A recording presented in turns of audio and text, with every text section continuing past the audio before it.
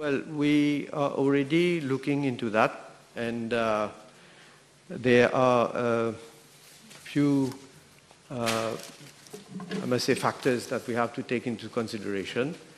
Mainly, of course, the fact that we don't want people to expose themselves in order that the risk of contamination is great, because as it is in the red zone, we already have a number of positive cases. We will obviously see whether through screening that is being done, massive screening, whether we are going to have other cases. But if not, we have to take that into consideration. We have to take into consideration under what kind of protocol we are going to allow people to go in order to place. Some of them, they need to place an order to buy the cattle. The way, in what condition, the cattle has to be eventually, at the time when it is required, to be transported from the, what you call the feedlot, if I can say so, to the place where the cattle is going to be slaughtered. So this is being looked into. I can assure the honourable member that we are actually working on the different conditions that will be imposed in order to allow, of course, those who have bought their cattle to be able to perform their religious rites also on that very day. In my constituency, there was a region which was decreed red zone, and we have seen all the practical problems which inhabitants suffer when there is a red zone. So may I ask the Honourable Prime Minister, being given he's also the head of the high-powered committee, to consider giving sufficient warning, sufficient time to residents of red zone so that they can, do whatever urgent business they have to do before they are completely locked down in that red zone. Well, Mr. Speaker, sir, when we detect number of cases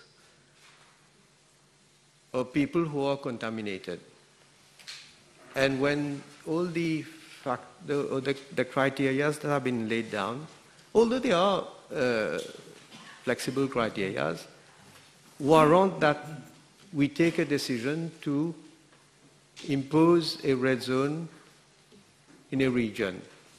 We can't wait.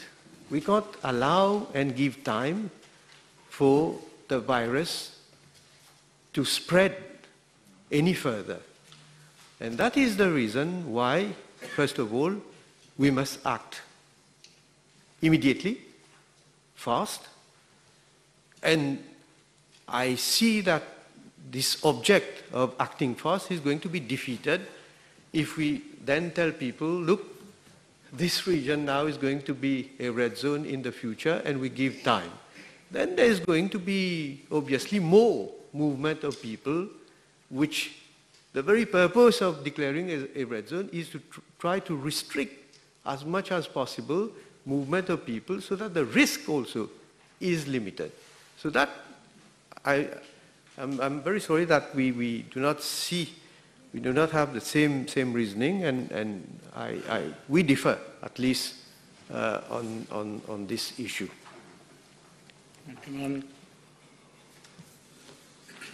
Thank you, Honourable Speaker.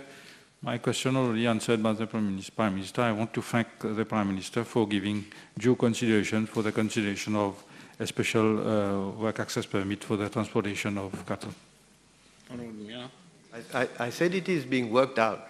So we are looking at it, I must say, we are looking at it favorably. So yes, it's the same issue that I want to address, Mr. Speaker.